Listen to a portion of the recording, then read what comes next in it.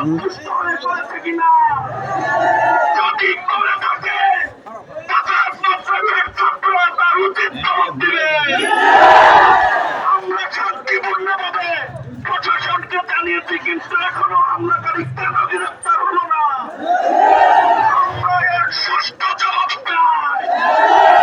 মাদ্রাসার মতো এত বড় প্রতিষ্ঠানে হামলা দিলে তার হাত তো আমরা ভেঙে দিতে পারি, কিন্তু প্রশাসনের দিকে তাকিয়ে আমরা কোনো কিছু বলছি না। আমরা যখন বলবো তখন কিন্তু তার দায়ভার প্রশাসনকে নিতে হবে।